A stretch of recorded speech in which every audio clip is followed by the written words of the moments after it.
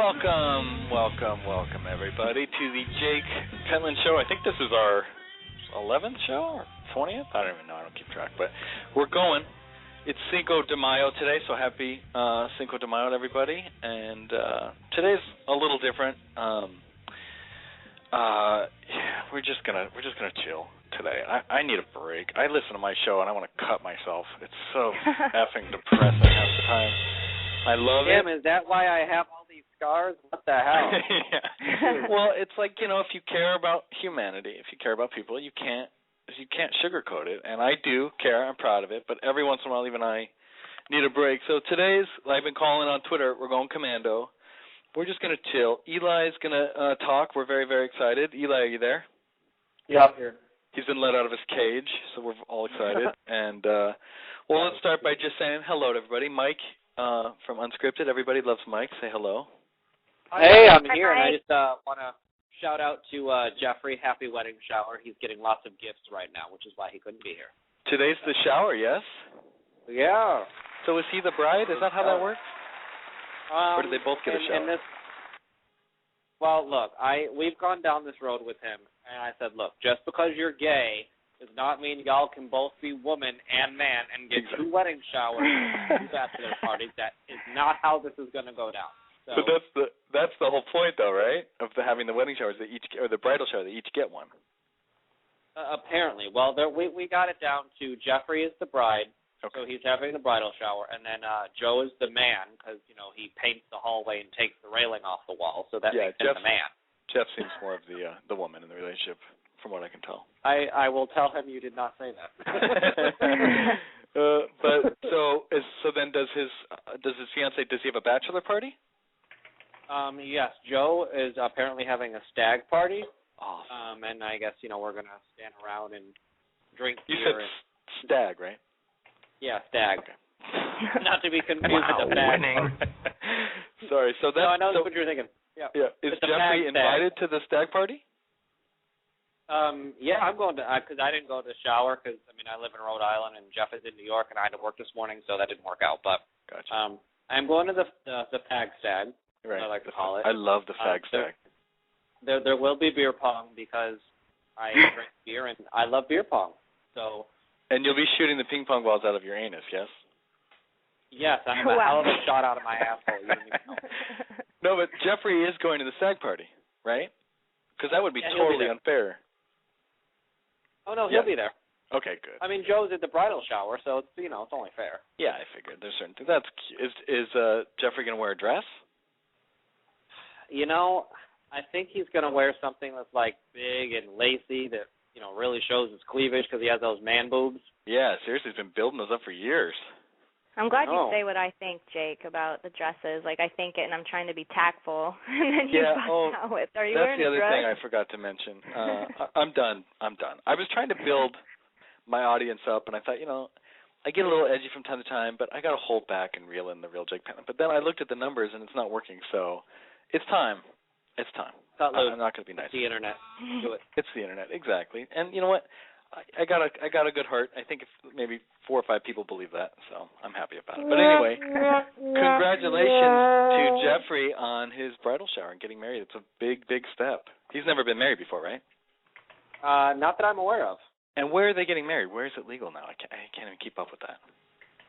They were getting married in New York, which was the whole, sort of drama behind his whole wedding planning thing was because at first they didn't think they were going to be able to have it in New York because when they were planning it a year ago, it was not legal.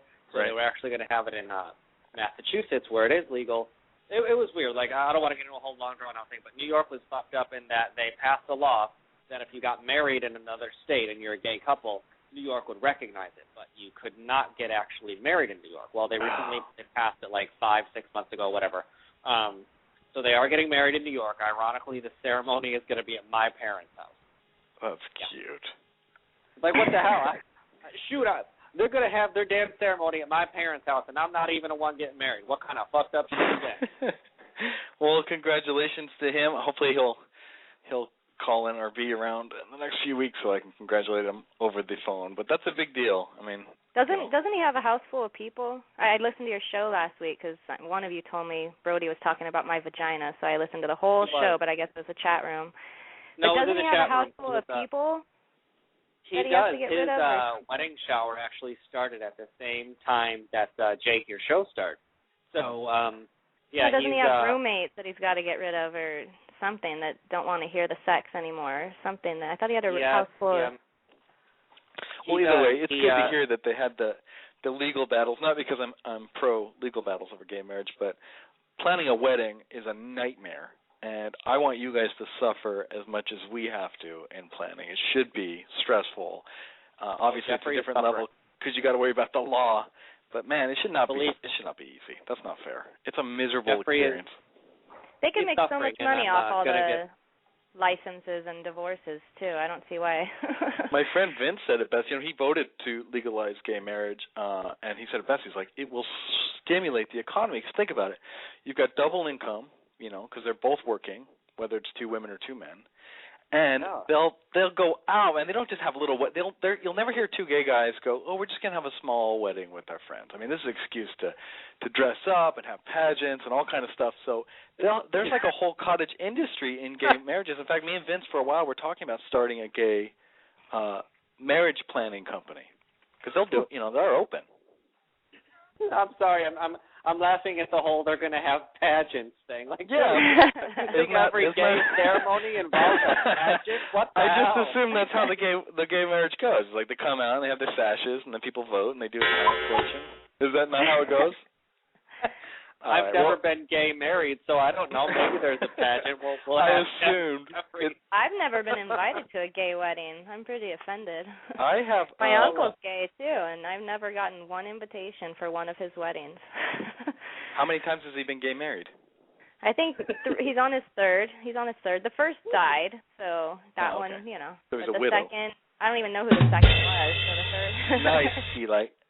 Classy drum sound effects on the first one died. The sound effects have been back and forth. I got to say, I don't care. I get a lot of compliments and insults for Eli's sound effects throughout the week. I love them. They're here to stay. I don't care. Oh, good for you. All right, I take that back. They're terrible. So, they do make me laugh, but they suck sometimes. It's his timing. There's Eli's timing. I think because there's like a second and a half delay on the button. So I think he gets really excited because I know Eli. He's like super excited all the time and he wants to do it right. So he like gets the timing. He's all nervous. His fingers on the button. He's sweating and he hits the button and then it's like a second and a half. Yeah, there's a delay. Yeah. How does Brody? He keeps saying Buck better call in. How is he got better connections with Brody than Buck than you? Well, Brody is a stalker level expert. I mean, the guy he's gifted. He did get me. I was working on this thing as we jump around. I don't care anymore. I was trying to get Chaz Bono as a guest, and Brody got me in touch with Chaz Bono's publicist. And I went so far to even refer to Chaz as a male in the email. I actually said, when Mr. Bono is available, for those of you who've listened to me, you know that was a hard thing to type. So I was playing the game, and then he just emailed me back that Chaz will not be appearing. But I was working this week, which is why, like Christine, a lot of people said that I hadn't been around and that I was neglecting them. That's what I was busy doing this week. I was trying to get Chaz effing Bono on the show, and it would have been crazy good, crazy fun. But anyway, Chaz, has decided that she will not be doing my show. So it's all on for Chad. I'm not going to be nice to her anymore either. Now I'm really pissed. I was going to be nice. She probably sends it to insincerity with calling her he. Well, he doesn't, fine. If it's he, whatever. He doesn't follow me. He doesn't listen to me on Twitter. All right, Eli. You're done. Eli, go take a walk. I think he's doing shots. Okay. So here's the thing. I just want to clear it up, but that's enough jibber-jabber. Last week, we had one of our best shows, in my opinion. We had Stuart Shavitz on, who is a, what's the word, Menchie? What's the word for shrubby little Jew? What's the word, Eli? A good dad? No, like just a nebbish. Is it nebbish? That's the word. Like a Woody Allen type character? Yeah, like a neurotic, wuss. And he was nice. And again, like I said, I'm nice to people when they call in. If they go out of their way to call in my show, I'm not going to attack. Of course, I wait till they're not there, and I wait the next week to attack them, which I'm doing now. But anyway. You're chicken shit. I'm totally a pussy. I know you're chicken shit. What the hell? What's that? Dude, Jake, seriously, you're such a chicken shit. I mean, look, you have these folks on your show and you play all nice. I've had people on my show, and I've called out their shit. You know how many guys I've had on my show, and I've been, look, level with me. When you come, how many tablespoons are you? I heard that, actually. I called in on Thursday. I was the one caller on when that guy called and said it took him 30 seconds. I was about to call him. Of course, when you said that, then I hung up because that was an embarrassing question I did not want to answer. I'm just kidding. But here's the thing. I just want to say there's different amounts of tablespoons, by the way. I'm curious. Well, we can measure that on another show, everybody. Okay. Here's the thing. Stuart, shave it. It's not really pussy. Here's the thing. This is why I'm going to go off a little bit here because, Jen and I worked on that show. I thought it was, again, I think it was one of our best shows. Jen, I think you're all around pretty fantastic in that episode. However, I was a little surprised at how much you agreed with this guy. And again, I'm not saying you're being wishy-washy or anything. That's your opinion. You're welcome to it. But I had a plan of action going into that show where I was going to interview him. And eventually we get to the point and we get to the topic, and then it's not about being a pussy. It's just I want to get everybody's side. I'm not one to just attack blindly. Have him explain it. Maybe I was being judgmental in the article reading that I did the week before. I was going to let him say his side, and then I was going to go around to the bowling thing, which ended up did happen. But, Jen, you had a couple moments where I was a little surprised because you actually, it wasn't even that you agreed or were playing devil's advocate. You actually said, and I quote, that the teachers were goading the children. And I set up very early in the show that I didn't like that they called the kid a bastard. If anything, that was the only thing I really had a problem with. And I don't think bastard bothered the kid. He probably didn't know what the hell bastard meant.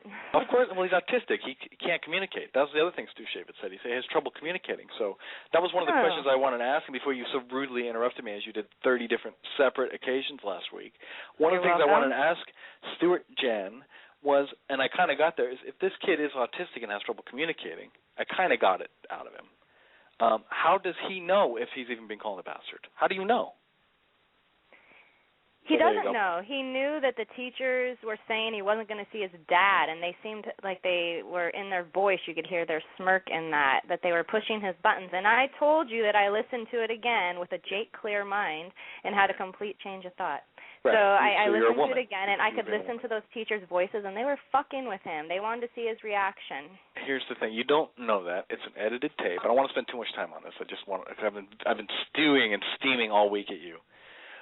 You don't know that because if you actually listen to tape, the kid says, or the kid says, "Can I see?" He doesn't say, "Can I see my dad?" Go back and listen to it again. He says, "Can I see?" And the teacher says, "No." Now, again, this is an edited tape from the father of the boy, who's Stu Shavitz, is obviously likable. However, if you listen back to the show last week, every chance he got to use the word torture and bully and prison, and something like he's talking like his kid was in some Islamabad prison being butt raped repeatedly. He's obviously a little oversensitive on the situation. He said, "After Mom, I see Dad. After Mom, I see Dad." Is that your autistic kid impression? Yeah, that's my autistic voice. Where do you just go? No, he says, "May I see?" And first of all, that was the second time he said it. You see, you didn't listen to it again. I did listen to it. I listened to the whole tape. Carefully. No. The bottom line is you got to remember that Stuart Shavitz has over 6 hours of audio, and then what you heard is selected and edited down. Now, again, I don't think they should have called the kid a bastard, and obviously that happened in front of the kid because the kid was mic'd. And that's the only thing I had a problem with. He then said, and you were agreeing with him the whole time, Jen. I'm thinking about firing you, honestly. I don't think I can do this to you anymore. He says to the kid, "My kid was innocently picking his nose, and all the other kids insulted him." This is how insane it's got nowadays that you can literally say that with a straight face. My kid was in school picking his nose, and he was made fun of, and turn that into this giant movement of bullying and people trying to subdue the artistic side of your kid. He's picking his nose. I don't even care if he's autistic or retarded or whatever it is. Picking your nose will get you made fun of in school. It will always get you made fun of in school. There's something you don't have called tact, and you even use it with little humans called children. And all she had to say was, "Go wash your hands." That's what I do. Like over and over. Every time they pick their nose, "Go wash your hands." I don't point them out and mock them. It's just respect. It's just simple respect. You're getting a little confused here. Let me just back up and explain this again, and then we'll move on. The kids should pick on each other, not adults pick on each other. That's my point. He was saying the kids made fun of him. No, and the teacher didn't. No, go back and listen to the show. He says the teacher should have stepped in and stopped it. That's what he said. Right. And then I made the point of how you get socialized in school, and the kids are mean, and that's part of school. Even if you're autistic, the kids do that. And you both started to change the subject on socialized, saying it was up to the teacher, and then you backed up so far out of your own way that you started to change the definition of bullying with this nebbish little Jew guy. You both were trying to explain to me anything that hurts your feelings is bullying, and you were right along with him. You were totally right there with him. I said words can be bullying. I told you how I picked on a retarded girl before. You know, you can bully with words. You didn't tell our listeners, so let's give a little taste of Jen and why I love Jen so much. Yeah, I want to hear this too. This ought to be good. Oh, right, the real Jen is a frightening psychosis. I walked to school every day, and every day I'd walk to school, and there'd be this really big retarded girl and her sister. Her sister was 2 years older, about my size. Retarded girl was way bigger and fat. So I don't know what it was in me. I was probably 9 years old walking to school, and I just every day would tell her that she was adopted. And look at yourself. You're bigger than your whole family. You have lighter hair. You don't talk right, you know. So every day I would do that. But I was 9. I learned from it. And what did you learn from it? Not to pick on retarded girls, or their big sister will start to talk shit right back. So what happened? What stopped it? Her big sister told me to stop picking on her big little sister. And you were scared of the big sister? I was scared of the big sister, and she was the same size as me. It was her. She was intimidating. You were intimidating. So so it hurt you. Hold on. So did it hurt your feelings when the big sister stepped in to defend her retarded sister? Not at all. It made me think about what an asshole I was, and I never picked on a big retarded girl again. So wait. Back to train up just a little bit, because I just want to throw in there that, all right, y'all are going to call me an asshole, but look, it's about eat or be eaten. It's social Darwinism. Look, Jen, you saw an opportunity. It was a retarded girl, whether she could defend herself or not. It's the same difference if you pick on an ugly kid or a fat kid. Absolutely. You're with a group of kids. It's either pick on the ugly kid, the fat kid, the retarded kid, whatever, or be looked at as an outcast. You did what you needed to do to fit in. What's wrong? That's how kids learn how to climb their way up the friggin' ladder of society. Absolutely. Well, and I'll admit, I really did like that. This is the sick part of me that Jake speaks of. I really did that she actually went home and really believed that she was adopted and had to ask her family. And I can't. You know what's going to be so funny? Every tweet, everything, every conversation I have with you from now on, Jen, I will expect that people will know how much more terrible of a human being you are than me. I guarantee it won't happen. I guarantee everyone's going to get mad at me for my Chaz comments. You told a retarded girl, you convinced a retarded girl she was I never did that. I would never even do anything like that. That is terrible. And she was just slow like you. She was the smartest of the retards. She wasn't like Down syndrome retarded. Oh, okay. So you're. I mean, she had a little edge on the world. Okay, and here's the point I want to make. Her sister got in your face. It wasn't a teacher. It wasn't a lawyer. It wasn't a lawsuit. It wasn't her dad doing this self-indulgent YouTube video like Stuart Shavitz where it looks like he failed out of acting class and got found 15 minutes of his own fame in a spotlight. It was her sister, another kid, and she socialized you because she got in your face and said, stay away from my little sister, and you got scared. Admit it, you got scared. And that fear of the other kid standing in your face, toe-to-toe with you, backed you up, and you probably didn't bully again. And I have a feeling her parents sent her to tell me. That's how I knew that it got to the home. And how old are you, Jen? You're 36, right? I'm 36 now. Okay. So let me tell you how it happened nowadays. This little kid would go to a retarded girl and tell her she's adopted. She'd go home. And her parents would file an injunction with the city. They would sue the public school department. They would get an online, what do you call when you have people sign up? What's that called? Petition. Thank you. An online petition. They would sue you. You'd probably go in prison for a hate crime because you did single out because she was retarded. And Lady Gaga would sing a song about the retarded girl, and Ellen DeGeneres would do an hour, and everybody feel really good about themselves. And meanwhile, you're going to just keep doing it again Because it doesn't matter if an adult says, hey, stop it. It doesn't matter if there's a lawsuit. No kid gives a shit about a lawsuit. It was her sister, her big sister, her big scary sister that got in your face and stood up to you. That's what stopped you. And and like I said, she was my size, but she was pissed. But she was pissed, but that doesn't matter. You were intimidated by her. Yes. Yes. So that is socialization. That is school. And I wasn't mean to retarded people again. Thank you. And now you're a wonderful, wonderful woman. You're raising 2 boys. You're faithfully married. I think you're an awesome person for what little I know about you. And if I told anyone, if I went around in a room and I said, I know a girl who once convinced a retarded girl she was adopted, I would hear the comparisons to Hitler. I would hear you need to be put in jail, in prison. I mean, you would not have a second chance. You would literally be in prison right now. And you were just a dumb kid. Like even Mike said it best. That's what happens in school. That's the point I tried to make a long time ago with the Ravi thing, is that it ain't pretty. Kids are mean. Kids are assholes. But that's why you let them figure it out. Can I just jump in from a personal perspective here? And I haven't even talked about this on my own radio show. So this is a Jake Pentland exclusive. And it might be the most... This is a confession show. No one knows my retard story either, so let's hear this. This is a confession story. Look, what I'm saying is just dumb kids picking on the ugly kids, the fat kids, the retarded kids, whatever. It's because I speak from experience. Look, I will level, and y'all get onto your Google and look up Treacher-Collins syndrome, because I actually was born with that. It's a birth defect that affects the formation of the bones in your face. Uh-huh. The rest of y'all looks perfectly fine, but if you have this little deviant on, I think it's the 46th chromosome or whatever, it fucks up how you look on your face. Right. So you could be born with like a recessed chin, screwed up cheekbones, whatever. I have that, okay? So I went to school throughout my entire life. I got called fish face, this, that. I had kids that would literally, I would walk into the school and they would like throw me on top of trash bags and force me to sit there.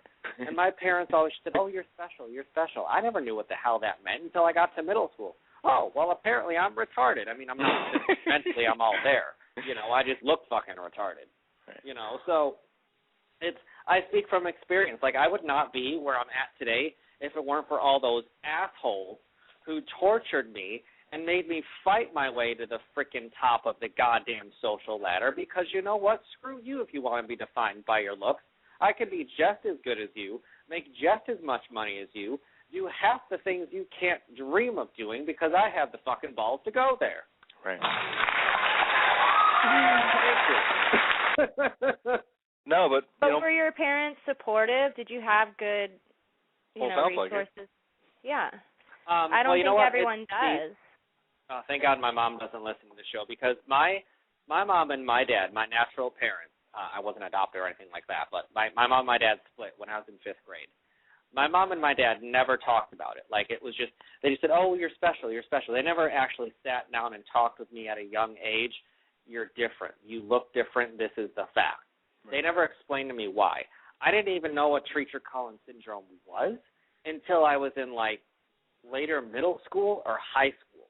I mean, talk about growing up half your damn, childhood living in a fantasy world, because no one ever clued you in as to why you're different and to why kids make fun of you, I mean, I look back at myself now, I'm like, hello, take a look in the fucking mirror. But, but then, go ahead. That's how parents used to be. I mean, that nowadays, like, I don't want to speak on for my sisters or people that I know, but I know a lot of progressive parents nowadays, which I have a huge problem with. They would tell their kid from the start, I bet, maybe I forget that I said my sister, just let's say progressive parent. They would tell their kid from the start that you have this Creature-Sullivan syndrome, or whatever it's called, from the time Sullivan. You're 2 and 3. Oh, my God. You treat Sullivan, whatever. You fish face. We'll call it fish face syndrome. So you got fish face syndrome. Put it in the chat room for us, because I wanted to write it out too, but I don't know what it is either. Bring back my childhood horror stories, Jake. Yeah, no. Hey, I do it for my show, so it comes from a good place. No, but seriously, these parents in the old days, they wouldn't tell their kids. They wouldn't tell their kids purposely, because what they wanted is they wanted the kids to have the same upbringing as a normal kid. They knew that would make them normal, even though it would be hard and they would be singled out. They didn't want to give that talk about, like, the, if you look around now, the progressive parent, quote unquote, the one person I can't fucking stand. Like, the reason I'm really an angry person is I look at these people and they'll do the, oh, you're special and don't let anyone do it. You stand up and yes, you have this syndrome, but it's not your fault. And they make the kid already from the start know they're different. And that puts this schism in a kid's brain growing up. And they do it because they want to protect their kids from getting their feelings hurt. But what they end up doing is they single the kid out and they don't even know they're doing it. And then the kid becomes oversensitive. Then the kid can't function. And he's a big wussy when he grows up. What your parents did, it was normal of the time, is they wouldn't bring it up. They might say things like you're special or whatever. But they wanted you to have a normal upbringing because now you can say it. You already said it, Mike. I can make money, I can have a job, I can do better than anyone, I'm motivated. Because you had the normal upbringing, yes, you got whatever these people nowadays would consider bullied. You got made fun of, you got teased, it was horrible and it's hard. It made you stronger. Let me ask you this. Had your parents told you about the syndrome and what you had and showed you pictures and put you in a special school with other kids with the syndrome and constantly told you that anyone that made fun of you was evil and should go to prison and you're being bullied, do you think you would have been different? Do you think you would be as successful today? Honestly. No, I probably would have played the victim card my entire life. Yes. Which, yeah, I mean, it was like a double-edged sword. It was like, yes, I would have liked to have been informed, you know, as to, hey, this is the reality, and maybe you shouldn't be telling a kid at such a young age. But right. Where I was getting to was, like, when my dad and my mom split, my stepmom came into my life, and she was like, hello, you need to educate this kid into, what's going on in his life. Like, he is walking around on friggin' cloud 9, doesn't even know what the hell he has. It's a genetic disorder. It's like, hello, it's like, maybe you should talk with him about it, I do have to say that I did end up having plastic surgery in high school, and I do have a very mild case of Treacher-Collins syndrome. So I'm not trying to, like, downplay this by any means, because there are folks out there who do have it very severely, and my heart breaks when I look at them, because there ain't no plastic surgery in the world going to fix that. But right. I agree with you. Like, I didn't want. If I was in a special school and all that other crap, I would have been a victim. I would have been, like all these other ones that are out there that just play the victim card, like, oh, you ain't gonna hire me because I'm black. I'm just using that as an example. I'm not a racist. Right. No, it's a good example. I mean, it's the thing, when you identify as the victim, then you have to understand everything you see through that prism of victimization. So, in turn, you will be victimized. It's simple. It's logical. I mean, I could write a book called The Secret and make $1 billion telling people that. And as long as I package it in some hoity-toity thing, maybe they'll read it. But it's just fact. If you see yourself as the victim, you will be victimized. Mm-hmm. That's just how, that's you control your life. You control how you grow up, how you're raised, how you handle situations. You have control of that. And I know it comes up every week, but these boys being raised today, and I'm going to just go with boys because the autism rates are higher in boys. They're not going to college as much in boys. If you can look through the facts, boys in this country are falling behind. I found this book. This is one of the guests we're going to have in the near future, Christina Hoff Sommers, who's a feminist, who wrote a book called The War on Boys. She'll be a guest in the future. And when you start looking at the numbers, it's staggering. And basically what's happening is, and it happened to me. I'm speaking now. It's my turn for confessional.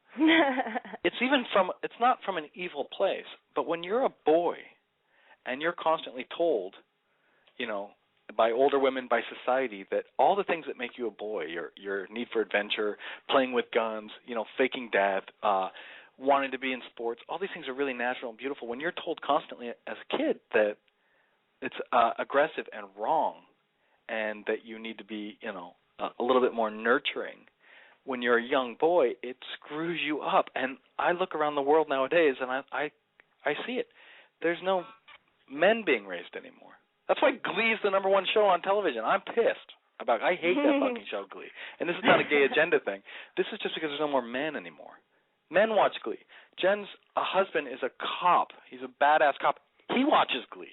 Cops are watching Glee. That show is so fucking gay. I'm sorry. Right? Thank you. It's like, not even just that even before Jake ever tried to bag on my husband about it, I was because her husband's telling gay him. because he watches Glee. Thank you. Yeah, but seriously, it's the only gay show he watches, and otherwise it's hockey and probably porn when I'm not around. Oh, but definitely.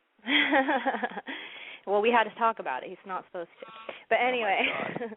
See, no, there's it's another. the only one, but he does, and I don't get it, and I will call him gay. I'm all, oh my gosh, you're gay. But obviously he tries to stick it in every 5 minutes, so he's not. But does he make you wear a football outfit? And I'm just kidding. No, he's not gay. And again, I don't want to get off on a tangent. I apologize for bringing Glee up. I'm just saying again that boys on the field, out in school, they understand the rules of nature better than girls. I'm going to go ahead and say it. It's just the way it is. Girls maybe, I always hear this bullshit stat that girls mature faster. They don't mature faster. Physically, maybe. Not emotionally. It's all about the same between boys and girls. Not but at a nature, young age. Trust me, with little kids in school, no way. What's that? Boys are babies, and boys mature way slower throughout school. That is a myth, and we could talk about that later. That's another show. But I just want to say, I trust my little nephew, Ethan, his emotional intelligence over most adult women that I know, if you want to be honest. That was for you, Jen. But no, seriously, all joking aside, this it's just a really kind of creepy time because it breaks my heart. I have this kid, a boy who's, I said I wouldn't give his name out, but we've been private messaging on Twitter, who's contemplating suicide. And it's not because he was bullied. I'm not going to give his story. But I see this stuff every day. And even my little nephew, Ethan, yesterday, I saw that he asked his friend to the prom, and she friend-zoned him and said, no, we're just friends. And that breaks my heart because I know Ethan, and I know the boys nowadays because I was that boy. It's like you're being fed this horse shit that everything about you as a boy is wrong, and then you grow up, you need to be more of a girl. And then when you grow up and you're girly, then you get friend-zoned. Then you can't handle yourself. Then you get bullied. Then you get victimized. Then you don't stand up for yourself. And boys need that male role model. They need an older man to sit around and say, no, go back and punch the bully in the face. Or even girls, too. Like when you, Jen, bullied that retarded girl, her sister stood up to you. That's not being taught nowadays. And maybe it's not boy and girl. Maybe I'm getting confused. But there's definitely an energy that's not being given to our children. Mike talked about it, where you don't allow yourself to be victimized. You take responsibility for your situation around you. That's supposed to be put into our kids' minds and say, yeah, sure, someone made fun of you. Sure, you're different. You have a different facial bone structure. You're going to get teased. Yes, it's ugly to these people. They're going to call you ugly names, whatever, but you're going to grow up stronger as long as you don't let it get you down. And the thing is, something happened. I've called it the feminist movement, and maybe it's something entirely different. Something happened over the last 15 years, and everyone knows I'm right. They don't want to admit it. But something happened when we shifted from that thinking, which is I'm going to take responsibility for my situation. I'm not going to be a victim and be victimized. I'm going to stand up to the bully. All these things that were taught to us as kids, it's switched to you don't need to take responsibility for the way you feel. It's somebody else's fault. And now we have a nation of boys that are on Ritalin. And girls, too, but again, the rates are higher in boys for Ritalin. They're drugged. Eli can talk about this for hours. We have kids on antidepressant. The kid private messaging me is suicidal because that's a side effect of his antidepressant medication. You're not even supposed to give that to kids under 18. So now we're telling our kids, you're depressed. Your school life sucks. Someone's bullying you. You need meds. You don't need to take responsibility. You don't need to stand up to the bully. You don't need to grow a fucking pear or a sack. You need to medicate yourself so it doesn't hurt as much. And that's the thing. I blame the fags because you know what? They had to go themselves all tied to a fucking fence post and turn it into a hate crime movement. That's what I blame. No, I'm with you. I mean, it's careful. You can't say feminist movement or gay agenda without sounding like a Bill O'Reilly because I don't agree there's an agenda or a misthing. But I can tell you it's gone much more left-wing, much more nurturing, and it's really hurting our kids. I don't know how to make it any clearer to any mother or father out there with children. I know I seem like this angry guy. I cried this week. It breaks my heart what's happening to our children. They are not prepared. I know, fine, I'm a baby. Well, I was raised in the feminist. What the hell is that? It scared me. It sounded like Chucky. But I'm telling you, this is a serious moment. Our kids are not prepared. You are not preparing them. They are not suited for the real world at all. If China invaded in 10 years, like if they remade, remember Red Dawn when the Russians invaded and there were Wolverines and Patrick Swayze's out there kicking ass with guns? You know what's going to happen in 15 years if someone invades this country? The kids are going to stand up and they're not even going to know how to. First of all, they're going to be 500 pounds because they all eat too much at McDonald's, so they're not going to be able to stand up for any period of time to defend themselves. They're probably going to cry and go fetal and suck on their thumbs, and they're just going to get ran over and destroyed. Thank you. That was my last. I've got to stop. I'm getting angry. And guns and shit. You should add that at the end every time. Well, Jen, give me a little credit. Yeah. When you and I talked about your kids, at one point you were training with toy guns, and you told me this off air, that you had them pointed at the ground and that you didn't want them faking death. No, yes? They had to point it at stuffed animals and have pretend bad guys all over the house. But you not since each other. Softened. I don't like them pointing at actual people. Yes. Right. But you've softened a little since you've met me. I'm taking credit for this now. You've softened a little. You let them, when they get shot, you let them act out getting shot now, yes? Yes, I do. And you had a problem with that, yes? Yes, I did. Why did you have a problem with that? Because we have real guns in our house. So we have several real guns in our house, and they are locked up or unloaded. But I just felt like if they came across a real gun, that they could pick it up and think it's fun and aim it. And there have been many cops' kids who have done that. So it worried me. So now we have more discussions about what happens if you find a real gun, and they do know the difference. But be honest, you had a problem with your boys playing as boys a little bit. You told me this, that they would get shot and they go, ooh, and it made you feel like it was a little violent, yes? Yes. I didn't even like when other people's kids. It gives me a weird feeling at that point. And you didn't like, even you told me at one point you don't like pointing toy guns or even pointing fingers at each other. You told me this. Right. Okay, yep. So be honest with me. That is the kind of parenting that I have a problem with. I'm not saying we should have our kids run around and shoot each other in the face and teabag the corpses or anything. But it comes from a reactionary place, which is how most parents are now. It's completely reactionary. You're putting all this negative connotations on. We play guns. That's what we do. It's very natural. That's what boys do. And you, like many mothers nowadays, the people I have a problem with, you put all this sort of connotation on it, like, oh, it's wrong, it's violent, it's warlike, or I got to work this out of them. And that's something a lot of parents are doing to their boys now. It's not just you. I'm sorry, I have to interrupt, but my husband's texting me right now. They're at Toys R Us. My kids every time we're at the store want Nerf guns, and I don't like them because they actually shoot something out of them. So Right.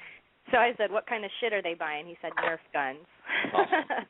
Okay, yeah, look, awesome. And Dick's shootout come, but here's the thing. We fucked up as a society when we all of a sudden decided to make cowboys and Indians politically incorrect. Right. That's what I'm talking about. I think it's Native Americans, by the way. Whatever. See, this is the thing I'm talking about. Why? I mean, it's like what happened. Here's what I think. I think people got so scared of the way the world was going, and they put all these connotations on it. Like I said, there's this pussy movement now where it's like, even if you're depressed now, it's not even your fault, which is so mind-blowing to me. They tell you it's a medical issue or you have some brain chemistry. It's all bullshit, and they give you fucking mind-altering drugs instead of telling you, hey, maybe you're in an abusive relationship, you should break up with your boyfriend or girlfriend. There's no therapist saying that anymore. They say, here, take this med so it won't feel better. So this whole movement now where people don't even take responsibility for their feelings or depression is what they started doing is they thought, we can't really reach adults. Adults are too stubborn. We're going to make new adults. So we're going to have kids in our image of the perfect future. So the kids that were born in the late 70s, mid-70s, 80s, 90s, boys especially, these parents were thinking, I can't go up to a big man and tell him he's a big mean bully. I'm going to have a son, and I'm going to, not even teach him gender like this family in Jersey where the boy's name was Sasha, and they wouldn't even say what gender he was. He played dresses and Barbies. And we talked about the hens in Sweden and all this stuff. So they're starting to do this thing now where they understand if you get a boy early enough and you break him down, he'll grow up to be a nice, feminized boy. That's what's really happened. That's what's happening now. Even in a little thing as innocent as you, Jen, it makes total sense you don't want your kids playing with guns. It is so damaging to the boys of America. I can't explain it any clearer.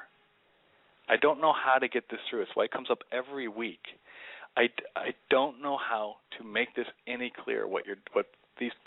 nowadays, the way boys are being raised nowadays, to not even have a testicle is damaging them, because every boy feels it. This is the thing you guys don't understand about your kids. We all have our natures. We all feel something very natural inside, and it's being ignored. It doesn't go away. So if you get all hefty-dory and nurturing, there's still a part of a boy that's a warrior, that wants to fight, that wants to die, that wants to kill. It's very natural, and it's constantly tucked away. And I'm telling you, when you tuck that side away, that aggressive nature, when that's buried, bad shit comes out. Okay, well, these boys grow up to be 17, 18, and they've never expressed that in a healthy way. You think you were scared of men 20, 30 years ago? You think you were scared about when you hear about domestic abuse? Then you wait till these boys get angry. You wait till that 30 years of subduing that comes out. I've seen a guy, it's a YouTube video, a guy cried when his team lost the Super Bowl, and he's freaking out at his friends. Trust me, if you weren't scared before, you're going to be terrified in the future. This needs to be expressed in a healthy, yes. And every time I talk like this, it's like, think about the kids on medication. Think about the rise in school shootings, for Christ's sakes. It's linked. Can't just a punching bag solve it, though? It can't. No, it does. Shit out of that? No, it does. Yes, a punch. But again, how many parents put their boys in martial arts anymore? They put them in like Tai Chi, because they're like, I don't want them to be violent and punching, so I want them to do dance moves. That's not martial arts. Martial arts is brutal. It's brutal. I have a kid. I told you this, Jen. He hasn't come to class the last 3 weeks. He got a mild concussion from me punching him in the face. He's 14. We punch him in the face. He punches us in the face. It's not bullying. It's self-defense. Trust me. If I'm not doing it, when he gets out in the real world, someone else is going to do it. He was already kicked out. He was already pulled from a school for being bullied. We're trying to help him. But it's brutal. It's martial. It's warlike. And Kathy's ready to call you. Mm-hmm. Please call in, Kathy. I know I said do it. like 323-417-6705. Make sure you push 1. Yes, sorry. I should give the number. I didn't think anyone was going to call. This is going to be great. 323-417-6705. And I swore I wasn't going to do this. I wasn't going to go here, but it needs to express itself, okay? You always do, Jake. You always do. What's that? You always do go there. It's inevitable. You always go there, and that's why we love you. Yeah. Well, then I'm gonna take a step back because I'm getting angry. And we have 17 minutes. Oh, wait. This is from Jeffrey. He told me to do this when you start talking too much. He just told me to be like, safe word. Yeah, Jen, you're supposed to tell me to be quiet. Well, I was talking too, so. All right. So, anyway, Jen and Eli, you each have prepared news stories, yes? I have one. Yes, what do you have? Oh, that's nice. Who'd you say, Jeff or Eli? Jeff's well, Eli's got news stories. You got this. Yeah, let Eli tell us one. I have the lesbian one. Oh, okay. Eli, what do you got? Hot. Well, I was really dumbfounded. I came across the New York Times, I think in late April, and I kind of saved this one, and I read it over again because the headline, I swear it was a joke, but it was actually a serious story. Mm-hmm. And just to preface this article, when I attended college, one of my first classes was on philosophy. And when you attend these classes, they ask you, you could attend this class 1 or 2 times. If you want to continue with it, you'll have to continue with it until the end of the quarter. Or after the second class, you could switch to another one. Just since I was a freshman, that's how it was at the time. Mm-hmm. So it was this philosophy class, and the teacher introduced the class with a question, and the question was, are we real? And I just kind of was like looking around, waiting for people to kind of like, laugh or, give a funny face, but people had serious looks on their faces and were wondering, are we actually real? And, if I sock someone in the face, could that determine if they're real? If I pinch someone, anyways, the title of this article is called If Peas, the Vegetable, peas, P-E-A-S, if peas can talk, should we eat them? What? And this is, like, again, this is from the New York Times. This is a nationwide newspaper, April 28, 2012. This is on the Common P. Desert Research at Ben-Gurion University in Israel published the results of a peer-reviewed research revealing that a pea plant subjected to drought conditions communicated its stress to other such plants, with which it shared its soil. The research findings. How do they measure that? Because I want to speed up. I don't want to read the whole article. How did they measure? With electricity? Apparently, through the plant's roots, it relayed a biochemical message when it has determined drought, which prompts them to react as if they were stressed out. So basically, did the other plants respond and help the peas? Well, this is great news, actually. I know a lot of people think I get mad, but this is great because all these vegan pussies that I can't stand, this is something I'm going to bring up, even if it's not real, pseudoscience. You can't even eat vegetables now. You're killing them. That's great. Wasn't there like a Woody Allen movie where I think one of the punchlines in the 80s, this was like one of his first movies, I forgot the title, where one of his professions of his character, or the profession of his character, was that he studied plants' feelings. Yeah. I mean, and it was a joke. No, but there are people do. Like, I know a study where they had a guy hit a tree with a stick, and then they had strangers walk by the tree, and whenever that guy that hit it with the stick, the same guy walked by, the tree would react. So there was this whole theory that trees could sense, and it was, I don't remember the full study, but there was a lot of talk that trees can, they remember the person that attacked them, which you don't want to give that kind of information to a tree hugger, because they're already. Can you imagine now if they say trees can talk and peas can talk and feelings? You know, what crazy. What the fuck will they eat? Is what I want to know. Well, that's actually, maybe this is a plan that's going to solve itself, where these people will get so freaked out to eat anything they'll just starve to death. Yeah, it's like, why? Are we not supposed? I mean, are these people obviously are bored, right? I mean, like you can't just like allocate your time and money for a study like this without. I mean, like what's? Dude, it's this simple. This is a problem with a lot of things. These doctors, whatever they're called, they need to make money.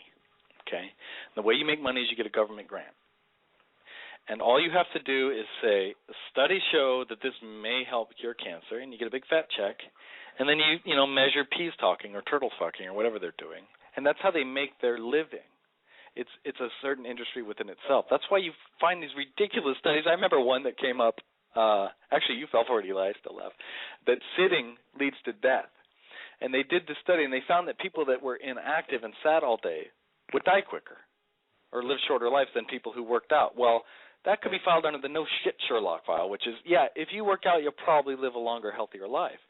So they put the study, but what they titled the study was Sitting Leads to Death. And people... I remember Eli was one of them, for the people, I'm going to throw him under the bus, who I've told him to sit one time. He's like, no, I can't sit. Sitting's bad for you. I've read this study. So instead of anyone looking at this and going, oh, we're supposed to be more active and work out, okay, that makes sense. They now have people freaked out that if they sit, they'll die. So it works two ways. These people earn a living. They finance these ridiculous studies so they can stay at the universities or whatnot. And they freak people out. And people read the articles, and the websites get hits. And this article about the sitting causing death was a huge article in the news last year. And that really happens. That stuff happens every day, just like the antidepressant one, for instance, was some doctor back in the 60s said, I think serotonin levels are low in depressed people. They never even studied it. Or somebody said it. And they're like, well, let's give them more serotonin. That's what they did. There was never any study to prove it. And now all these kids have serotonin poisoning. Wow. Yeah. We lost somebody. Yeah, you did. So what do you got, Jen? Eli. Well, the only thing I found that was interesting, at least to me, was the lesbian den leader in, I think it was Boston, and from Boy Scouts of America. Oh, yeah. That was fired. She was dismissed after being a den mother for a year, and they told her it was because of her sexual orientation, that she was gay. So, I don't think anyone should be fired for being gay, but I really am not okay with female den leaders. Even I have 2 boys, and if I sent them to Boy Scouts of America and there was a woman leading it, in my head I'd be like, what the hell does she know about men? Even though I know about boys, but I mean, I just don't see how they let females lead it in the first place. I mean, I think that's an interesting point, but the thing is, the Boy Scout does have she's in Ohio. Where they say, we don't accept homosexuals. They do? Yeah. They do. And they're like, if you're a homosexual, you can't be a Boy Scout leader. Isn't that discrimination? That against the law? It's a private organization, the Boy Scouts, so I mean, it might get government grants. I should know, but I do know that they do say that. So if you come out of the closet in the Boy Scouts, you can lose your job. And that was one of the things she was talking about. The article I read with this woman was she understood that, she just didn't think it's right. And I agree. I don't think it's right. I think you should be allowed to be openly gay in the Boy Scouts. But that was all these pussy parents freaking out because there were some Boy Scout molestation stories. And Boy Scouts were being molested by their leaders, so they assumed it was all homosexuals that were doing it. Just if they're gay, they're going to automatically screw our children, which is ridiculous. But the funniest part of this story is, has anyone looked at a picture of this woman? Oh, no. I've seen her. Yeah, she looks like Chaz Bono. Exactly. So you're telling me they didn't know she was gay for a year? That's like when Katie Lang came out of the closet, or Clay Aiken. Or Ellen. Yeah, exactly. Everyone's like, now the Boy Scouts are outraged. They were fine with this, leather jacket wearing Chaz Bono type big lady with a buzz cut being the den mother. But as soon as she admitted she was lesbian, they had to fire her. And I don't know how that woman made a year without anyone saying it. That means Kathy's on hold for you. Oh, Kathy's on hold. Well, let's go. I guess everyone. Kathy, are you there? I'm here. How are you? Oh, I love your voice. Now I only have about 9 minutes to yell at you. Okay, well, let's go, because, let's do this. This is why I talk so much, because it does make people mad, and I want to say thank you for calling in. That's what I need. Sure.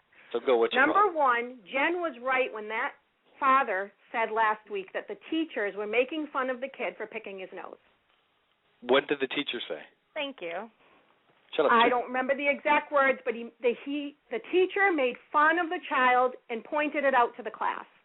That singled him out. It was the teachers that did it, is what she's saying. It was not the kids. Okay. Well, then I retract my statement. And that's wrong. Well, I argue that it's not, but it's definitely worse than the kids doing it. That's just stupid. We're adults and we know better. But hold on a second. You again, Kathy. We send our kids to school, yes, to get educated, but a large part of it, I tried to say this last week, is to socialize them. And you can't go into a job interview with your finger up your nose. Your boss will say, I'm not going to hire you. And that is it's the same thing. A teacher knows that this kid's, even an autistic child, eventually the point is to socialize them so that they can get along in the real world. Sometimes shame is a good tactic. No, I don't understand when shame became so evil. What? Not that way. Why not? You don't point it out and you don't make fun of them. She could have very easily gone over and said, you don't pick your nose. That's full of germs. Go wash your hands. I wish you would have called a half hour ago, goddamn you, Kathy. Yeah. That's the same situation as, let's say, I knew someone who told a retarded girl she was adopted. Okay, let's just use that as an example. If a 4-year-old trips, you don't laugh at them. Yes, you do. You know what? Oh, my God. No, I wish I lived close to you so I could walk to your house and punch you every single day. Hold on, Kathy. Let me tell you something. I know a parenting technique. My cousin does this. I'm totally, absolutely going to do it when I have kids. When his daughter hurts herself, she's like less than 2, like she stubs her toe, he laughs. And a lot of people got really mad, like, how you laugh, you're bullying her. First of all, she's fucking 2, she doesn't know. But like, you're bullying the kid. He goes, no, because I've seen it.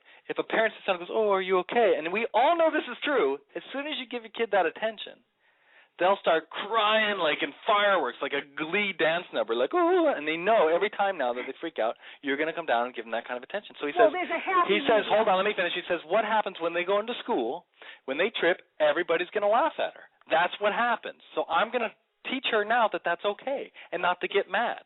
And I look at him and go, you know what, that's actually brilliant. That's actually brilliant because now this girl, every time she trips, she'll just quietly sit, unless her bones hanging out of her body. That's different. But there's kids now, because parents like kids sit there and go, oh, it's okay, I'm paying, that when they sit there and they stub their toe, they cry for an hour and a half. And we all know kids like that, and you just want to grab them and go, shut the fuck up. It's a stubbed toe, you little shit. Okay, Jake, but there's a happy medium. But you can't say shut the fuck up, you stubbed your toe, you little shit. No, there's obviously. a happy medium. Oh, are you okay? Yeah, you're all right. How about that? Well, of course. You don't like, kick him and go, saying you think that hurt? Do it differently. That's all. They tell him not to pick his nose in a different, just not as singling him out like he's a moron. I have a 10-year-old boy. Uh-huh. When he goes to the bathroom to wash his hands, he doesn't want to do it. Of course not. So I don't have to bully him to do it. I tell him, if you don't wash your hands, you're going to get pink eye. Do you want pink eye? No, you don't. I tell them bugs will eat their stomach up and they'll be sick in the hospital. According to Jen and Stu Shavitz last week, that is the definition of bullying. If anything that hurts your feelings is bullying. No, it is. But if I pointed it out to all his friends and started making fun of him, that would be bullying. No, telling the kid, according to Stu and Jen, I was the one reading the actual definition, but according to the new definition of bullying, anything that hurts a kid's feeling is bullying. You don't think it hurts his feelings to go, you're going to have, whatever you say, stuff in your fingers? That's bullying. I don't think he thinks it's bullying. No, that's giving medical facts, dork. Let me tell you something. I used to not wipe my butt. I would get skid marks like every little boy. I would hide them behind the dresser. And my dad every week would say, please stop doing this, wipe your butt. I never did it. You know what happened? My dad's going to be so mad I'm telling this story on there, but it was brilliant. He also told me, you can get infections. Can you go longer? Yeah, we're going to go longer today. Okay. So my dad would tell me, because we finally got a fucking caller, someone with balls, Kathy. So my dad would tell me, hey, stop doing that, and I didn't stop. You know what my dad did? He went and got a clean pair of underwear, put apple butter on them. I was sitting there playing with my mother, and my dad came in the room, and he goes, Jake, what did I tell you about this? And he holds up this pair of shit-stained underwear. And I was like, oh, God, in front of my mother. And then he takes it, and he shoves it in his mouth, and he starts eating the apple butter. Of course, now he falls on the ground laughing. This is why my mom says this is with your family who loves you the most, I know, but let me tell you something. It wasn't in your safe place. This is probably not the best example. Your friends. No, my dad would do that in front of my friends. My dad's hysterical. But the point is, I'm at the point of the story. It was funny. It was really funny. Maybe it's not the best example. But I tell you, after that day, you better believe my ass is cleaner than anyone's I know. And there is a certain thing about shaming, because this is the thing I don't understand. Why is it so bad to shame your kid? If you do something stupid, you deserve to be ashamed. Well, forget that example. It's a bad example. I take it back. It was funny. I just wanted to embarrass myself. I don't think you have to shame your children. I'm not saying you have to, Kathy. Hear me clearly. What is wrong when it comes up?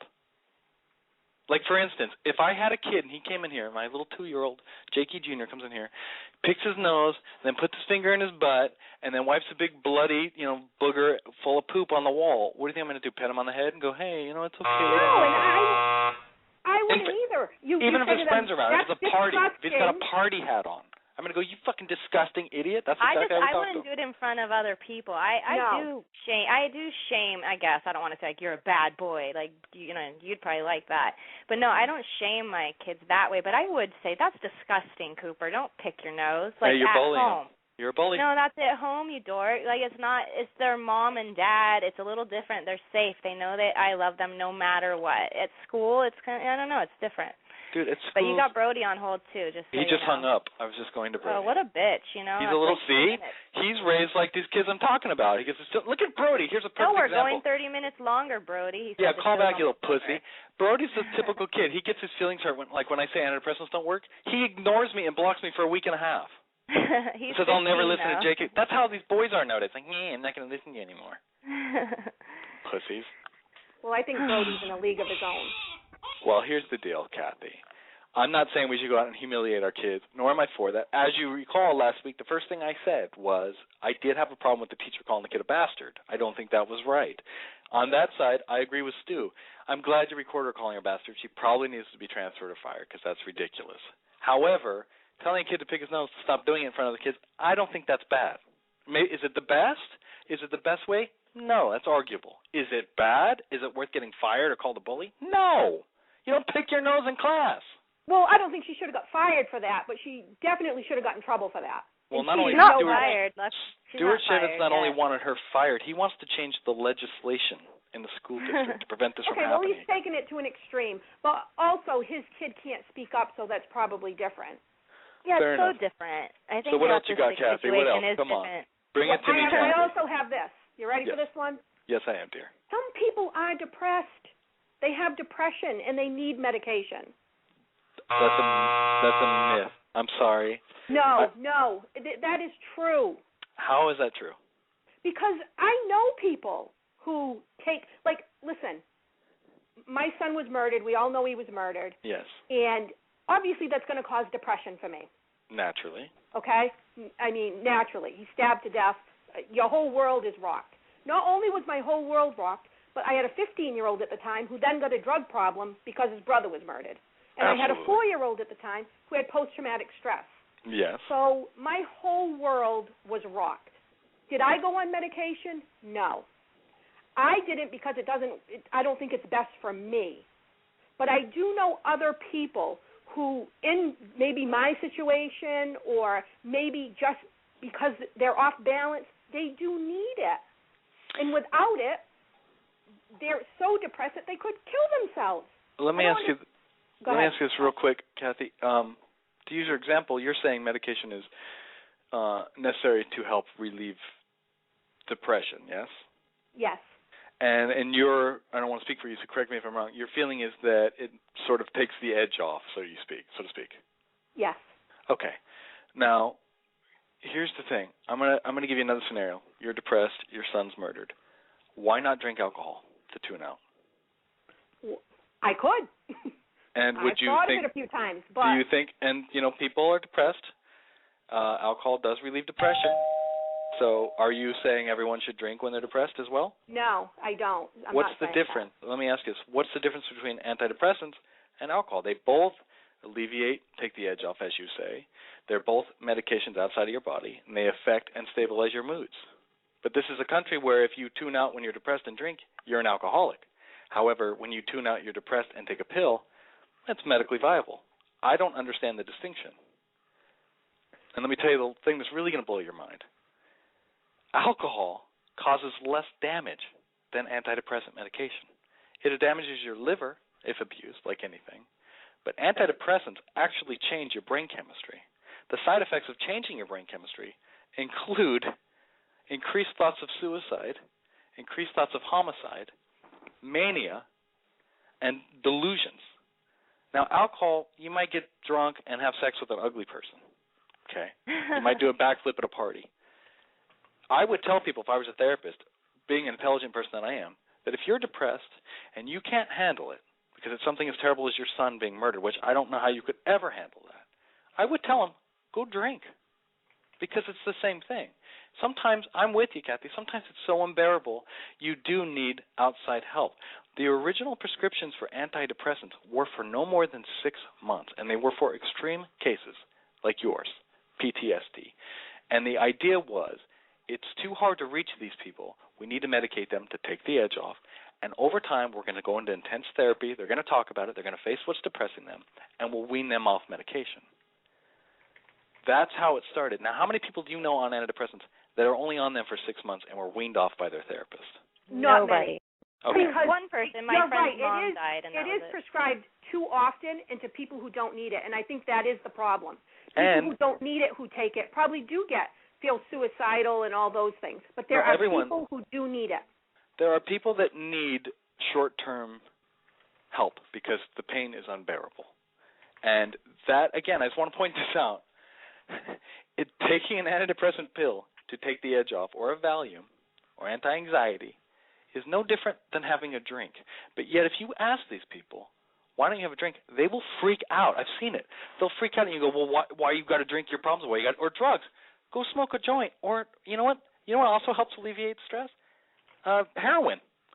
Go do some heroin. You're in so much pain, do heroin. Now, no one would do that. No one would say that's okay. And I know you can make the argument that it's illegal, so that's why I argue alcohol. Well, there's but opiates that are legal. Well, again, alcohol is legal, so that's why I stick there. But it's really no different than doing heroin. It really is no different than doing heroin. The point is, your life is so depressing and unbearable, you want to tune out. Now, in a short term, PTSD situation, your son being murdered, I'm absolutely, totally fine with that because you know what? Life can be unbearable. And I can sit here and say, oh, talk to somebody. You know what? There's a point where you got a gun in your mouth and you can't take it anymore. I totally understand it. For that, I'm even okay with antidepressants. Again, it's a 6-month use. You're supposed to wean them off. The idea is that you're going to talk about the problem. You're going to go into therapy. You're going to face what depresses you. I watched All About Eve, 3 Faces of Eve or whatever yesterday. There used to be an understanding you go to your therapist to get to the root of the problem, and that's how you cure it. That's dead now. The same thing with why I'm so mad when I was talking about boys earlier when I might rant. It's the same thing. The thinking nowadays is no longer you're depressed, you're bullied, what are you going to do? How are you going to stand up to change it? It's what pill are you going to take? What lawyer are you going to hire? How are you going to blame somebody else? How is this going to not be your fault? And you have parents telling their kids, you're depressed, you need meds, when the reason you're depressed most of the time is because your parents suck. That's another safe example. word. What? I don't need to say safe word. No, Jen, you're wrong. I'm making so much goddamn sense right now. You have and I am. That was not a rant. That made total fucking sense. You to him it makes ignorant sense. idiot. Or no, what's the line? Jane, you ignorant slut from Weekend Update. Jen, you ignorant slut. That was totally in line. It made perfect sense. It was repetitive. Yeah, you know what? Your stupidity is repetitive. All right. Well, anything else, Kathy? Ding dong. Let him yell at you now. Let Brody yell at you now. Brody's a wuss. I think it's Christine now. I've got Brody Christine held now. on for 1 minute and gave up. All right, guys. He's got no attention span. Bye, Kathy. Thank you, Kathy. We love you.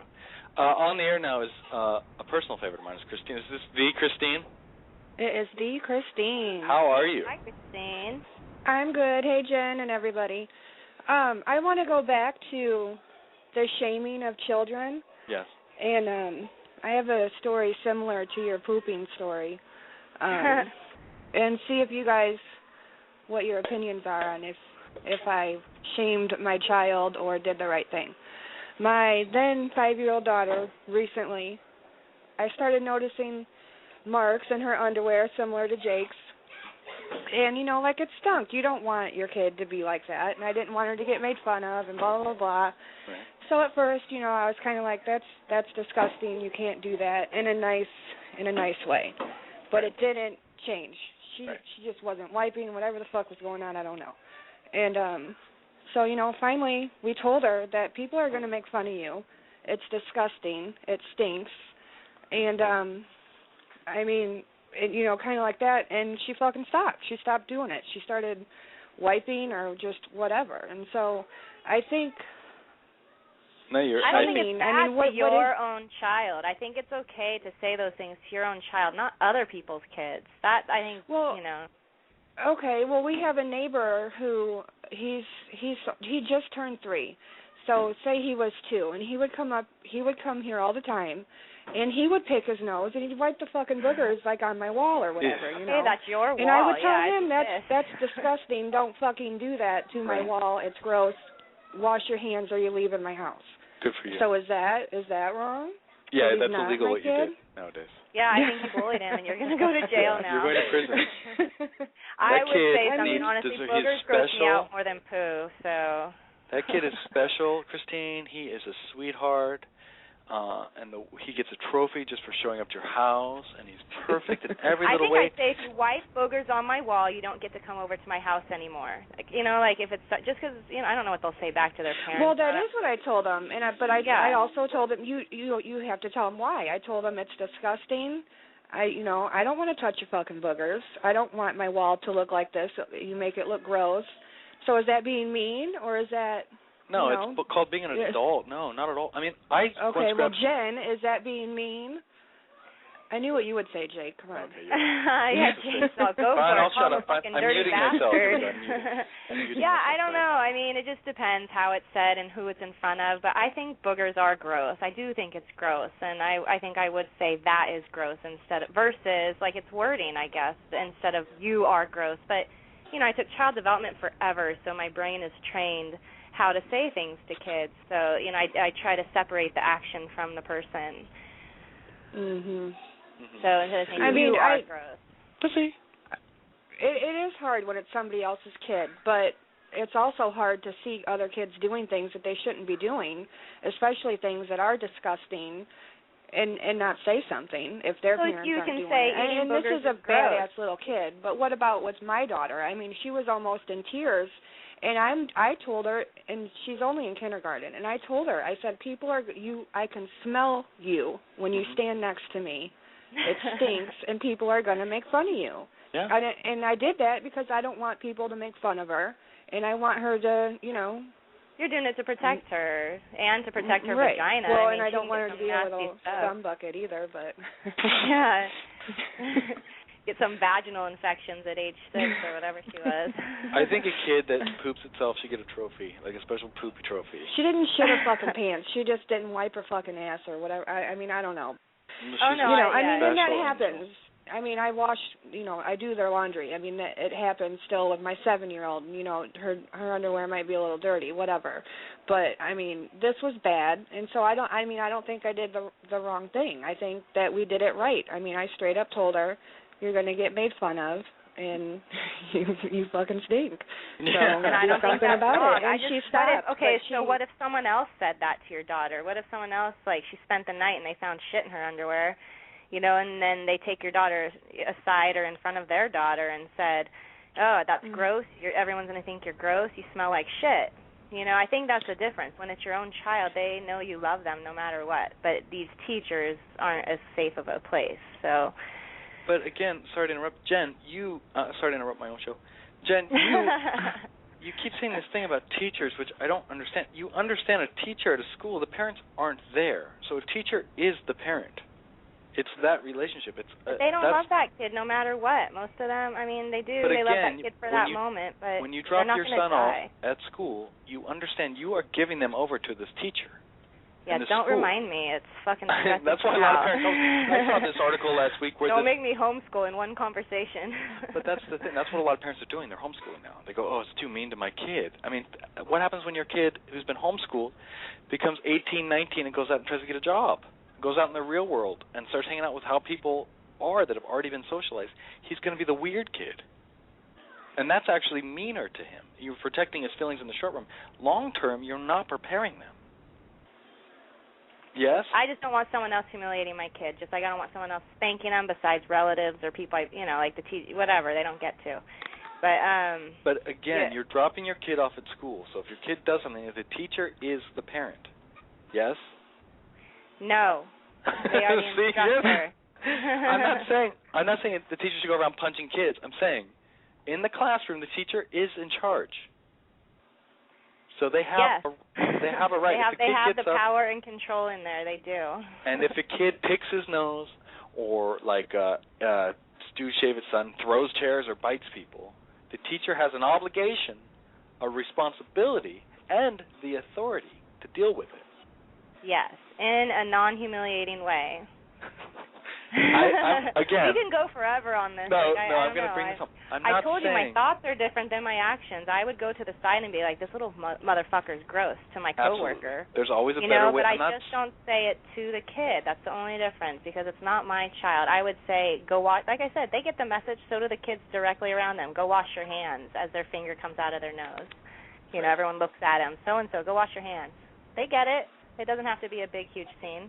Again, Jen, I'm not saying I think a teacher should humiliate our children. That's not what I'm saying. I'm saying if that's the route she chooses, she's in charge.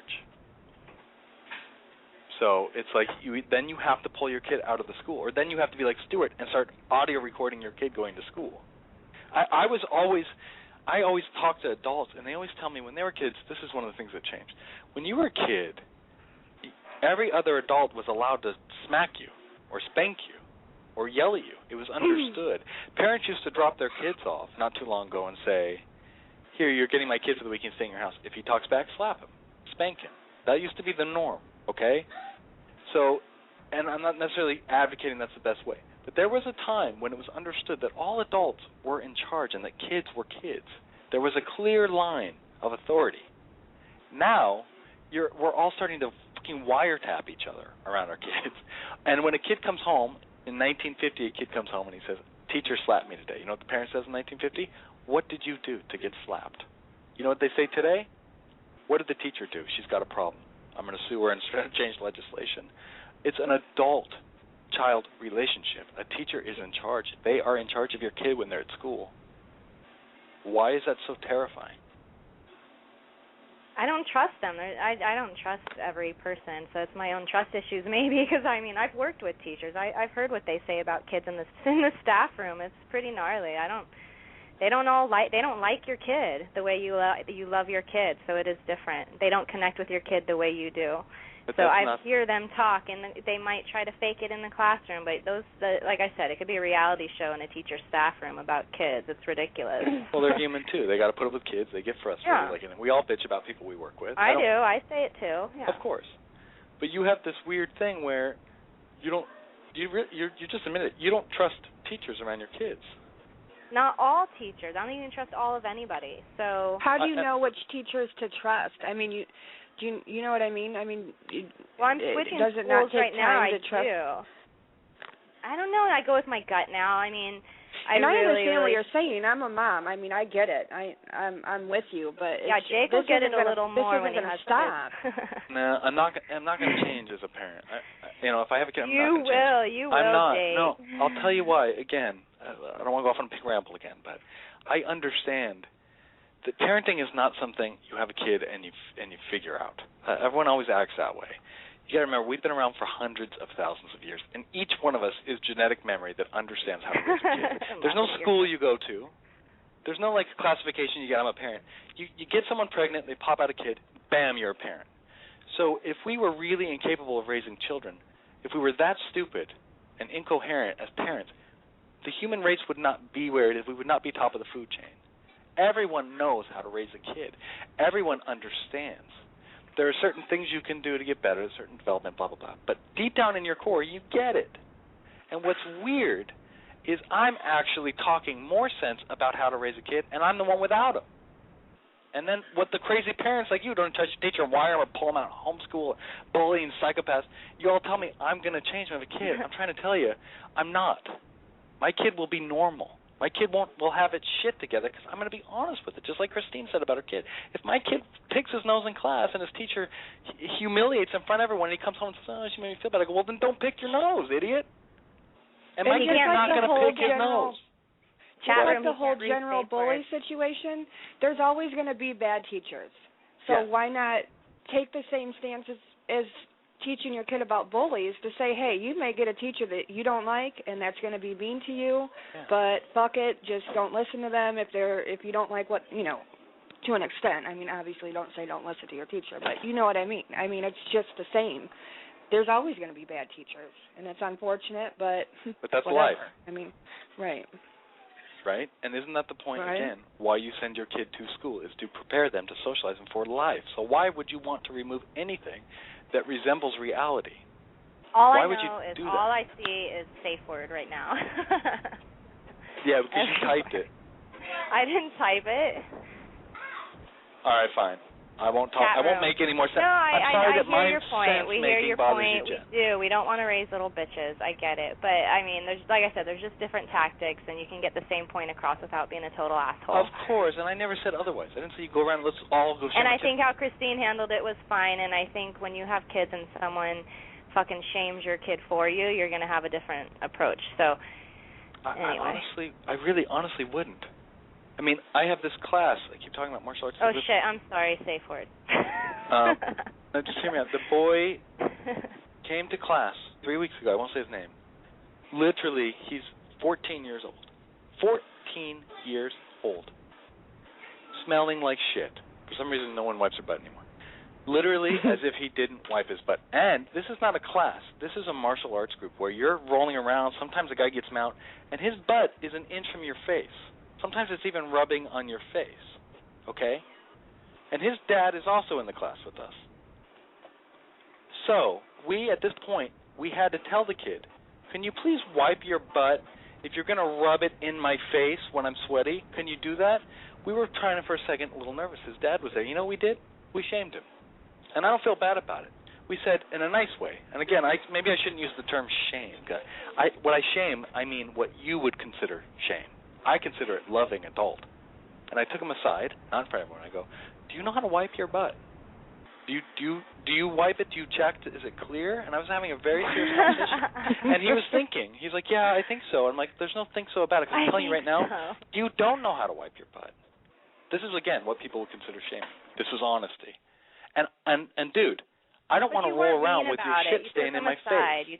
You took him aside. He's 14. No, and he hasn't showed up to class since. And I think that's what happened. I think he went home and told his mom and his dad, who was there, and he said, they made me feel uncomfortable, and they said, you don't have to go anymore. I bet you that's what happened. Now, here's a 14-year-old that doesn't wipe his butt. And when his parents are presented with this, with adults in a loving manner, when he rubs his shit-stained ass in their face, tell him nicely, they react by going, you know what, we're going to put you in a different class. Those people don't get it. If my kid, someone told me, your son is rubbing his shit-stained butt crack in my face, I told him very nicely to wipe his butt. When he comes home, he's going to get in trouble. Wipe your butt. Thank you. All right, Christine. Anything else? I feel like I'm talking to a wall. It's why I talk so much. Nobody understands. I want to kill everyone. All of you, Jen. I want to strangle you right now. You like shit-stained butt cracks. You want to sniff them. I do not want to sniff them. All right, Christine. Thank you so much. Bye. Thanks, Christine. Yeah, bye. Eli had to go, too. All right, I can't do this anymore. I'm getting angry. Do I have to do the last 8 minutes, Mike, or can I get the fuck off this shithole show? I'm talking about butt and sniff and sex and tablespoons of semen, and I'm done. You can talk. Let's do Mary, fuck, kill. All right, Jen, you can have the last 8 minutes. I'm going to go to sleep. Go ahead. Oh, fuck. All right, Mary, fuck, kill. No, you have to answer this question. Oh, okay. Go ahead. Your choices are, it's a look-alike, Ralphie May, Chaz Bono, and Jennifer Tyrell, the Girl Scouts, or Boy Scouts, lesbian. I would marry Ralphie May, because he's rich, and I don't have to, once everyone knows once you get married, you don't have to have sex anymore. And it's legal in New York, I found out today. I would have sex with the lesbian Boy Scout leader, because she still has a self-lubricating vagina, and I would kill Chaz. As much as I'd love to have sex with Chaz, I'm not sure how much of her vagina is intact and how much of it is Velcroed to a rubber penis, and I don't know what kind of shit is inside. Kill her. Or him. Awesome. How about or you? Him. I'd marry Ralphie May because he's funny. He's the only man in the group, and he's rich. Fair enough. Fuck Chaz, because I think his dick's probably more tangible than Ralphie's. Yeah, you would have to. Yeah, you're not going to find Ralphie's dick. Good point. Yeah, I think Chaz probably has a bigger clip penis than Ralphie May's penis. And then Jennifer Tyrell, I'd have to kill her, because, I mean, Boy Scouts should be led by men, period. You are a deep thinker, Jen, and that's why I love you. Are you upset with me that I tore into you a little bit today? No, I can take it, trust me. Are we still friends? Yeah. Wait till my boys use their Nerf gun on you. I'm not. I'll tell them where to aim and bully your balls. Dude, not even worried. Those kids, boys, when they get around me, they're so happy because it's like, here's a man that wants to play. You know what I'm saying? Yeah, no, they'd have a good time with you. And I'm really just emotionally still about a 6-year-old boy, so it works. But I got to ask you don't touch them, you little pedo. Did you have, since you've met me and we've been talking, did you soften up your parenting a little bit? Just tell me that before I go. Yes, Jake, I have, and a lot of it has to do with some of the things you've said and other males in my life about that it's just how boys are, and I've really tried to step back and let it happen, and no catastrophes have happened. They've enjoyed it. They shoot each other and their dog, and nothing's happening bad out of it. So if my kids shoot themselves with a real gun, though, I'm suing you.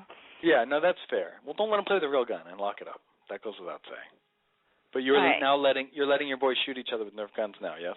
Yeah, and they act it out, and it's pretty fucking awesome. Like, my kids are good actors, I'm finding out. Like, Cooper, the older one, is the one that usually gets shot, and, I mean, he grabs his side, falls over. It's kind of cool. That's the most fun part. It's not even, when you play guns as a boy, it's not shooting somebody. That's what all the parents freak out about. It's getting shot is the fun part. Yeah. I don't know. Parker loves to shoot. Well, I don't think he's died yet, to be honest. He stabs and shoots everybody, so. He hasn't learned the fun of that yet. Once he gets into it, he'll get into it. It was fun. Yeah, well, they just got Nerf guns. They're in our garage and driveway right now shooting each other with Nerf guns. Awesome. We'll go outside and play with him. I don't want to drag this on anymore. But I am happy that, you call safe for it and you call it rambling, but it's already having a positive effect on you and many others. So let's hope. But that. This is still experimental. We'll see. Someone gets hurt, like I said, we're calling Uncle Jake. You can't get hurt with a Nerf gun. That's why they're Nerf. In the eye. Where safety go? You can't get hit with a Nerf in the eye. Yeah, I'm gonna put him in motorcycle helmets. He probably would. He probably fund you. Hey, you let him play soccer? He's a paramedic level police officer, so I'm okay. That's the thing we got to talk about. I am still going, for everyone still listening, there's probably no one still listening, I am going forward with the electrocution. That has not been put off. Christine has done an amazing amount of research. I did not know when I called the boy a pussy that he was autistic at the time, so I kind of went back and forth. But now that I know he's autistic, and the truth is I don't really believe in autism, I'll leave you with that one, for most of them. There's extreme cases where they are autistic, but I'm going to venture to say 65 to 75% of the autistic boys and girls nowadays are just little shits. I'm just going to go ahead and say that. I'm not sure where the electrocuted boy falls on the line. But I thought about it. Do I want to electrocute and prove the point that an autistic boy? I'm going to go through with it because I think, for one, obviously it's great radio. And two, I want to show people that you can be a gentle giant and a badass, ass-kicking male like myself and still be loving and sweet. So we are going to do that for anyone listening. I don't know when. We haven't scheduled it. And my husband won't witness it because he's such a fucking rule follower. But I have one of his good friends who's a paramedic and a police officer that's more than willing to help. Perfect. And be there in case you have a heart attack from all your crying. Yeah, I'm more worried about, since this is the defecation show, I'm more worried, honestly, because I researched a little bit. You can poop yourself. That would be so awesome. Yeah, don't get too excited. So I will have to I have to figure out whether I got to do a diaper or just go with it.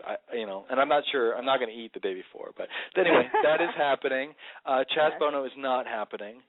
Christina Hoff Summers is in the process, which will be a great show because I'm sure everyone loves when I talk about the war on boys, and we're going to go through with that. And we have Sandra Bernhardt coming up 19th. Sandra Bernhardt on the 19th. The show's going places,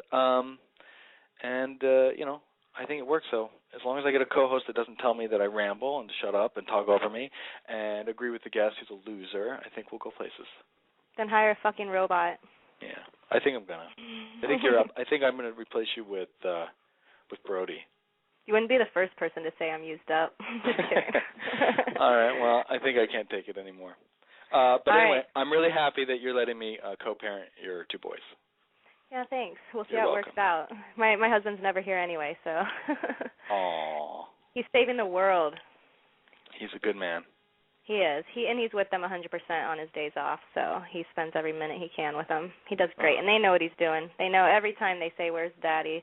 He's working his ass off helping other people to make money for you. God, that's so badass. I love my dad. He worked at the post office, and he was a writer on my mom's show.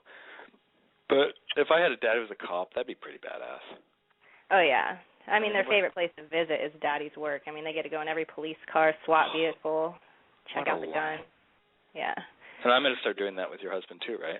Yeah. Oh, yeah. He said he'll take you shooting. Now your mom's gone. You can, Yeah, we can schedule it. I'm not so worried about you being a stalker anymore, so I think that there may be a chance. I'm not going with you shooting. Richie even asked me. I said, no, I don't want to.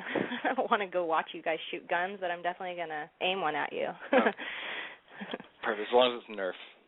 All right, well, I think we've offended enough people, so I'm going to wrap this bad boy up. Thank you, Jen, and Eli, and Mike, of course, and Kathy. I just love when Kathy calls that voice. It's just I know. Like Marianne from Brooklyn. It's awesome. All right, well, let's enjoy our Saturday. Oh, happy Cinco de Mayo, everybody. Yeah, celebrate.